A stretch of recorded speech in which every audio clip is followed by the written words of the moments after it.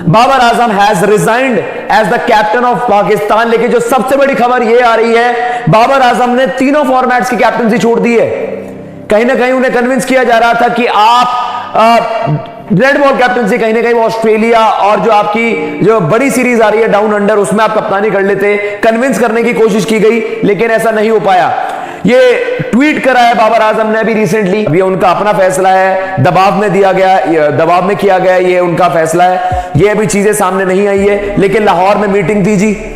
ज़का अशरफ ने, आप कह सकते हैं फॉर्मर क्रिकेटर्स जो अब लाइकली हो सकते हैं, यूनिस खान, आप कह सकते हैं कि वहाब रियाज, ये बड़े बड़े पदों पर आप बैठने वाले वहां पर, और फॉर्मर क्रिकेटर्स को वहां पर इस डिस्कशन में बुलाया था।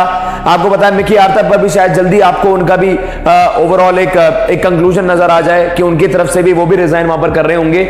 लेकिन बाबर आजम पर एक बहुत बड़ी खबर आ रही है कि across formats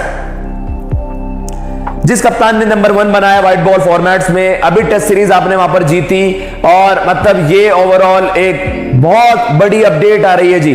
Babar Azam across formats Pakistan के अब कप्तान नहीं रहे।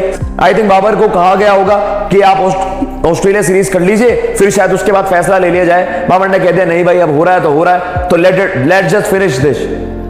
फिनिश कर दिया वहां पर, और आप अब कप्तान नहीं रहे हैं। बाबर आजम का एक फेलियर रहा एशिया कप और वर्ल्ड कप, वहां पर उनकी कप्तानी में टीम हारी।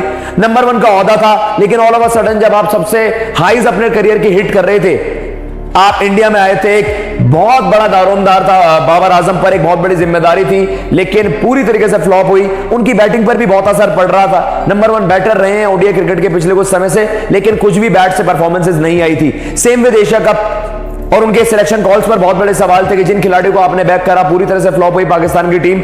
कहीं ना कहीं ये फैसला आने वाला था, भाई मैं तीनों फॉर्मेट्स में पाकिस्तान को रिप्रेजेंट करता रहूंगा। उन्होंने यहां पर यह बात कर दी है कि भाई मैं शुक्रिया अदा करना चाहूंगा पीसीबी का, जिन्होंने मुझे इस लायक समझा कि मुझे इतनी बड़ी जिम्मेदारी दी गई। और उन्होंने कहा कि भाई हाँ, मैंने बहुत, आप कह सकते हैं कि अपने पूरे मन से होल हार्टेडली उन्होंने उस जॉब को निभाने की पूरी कोशिश करी।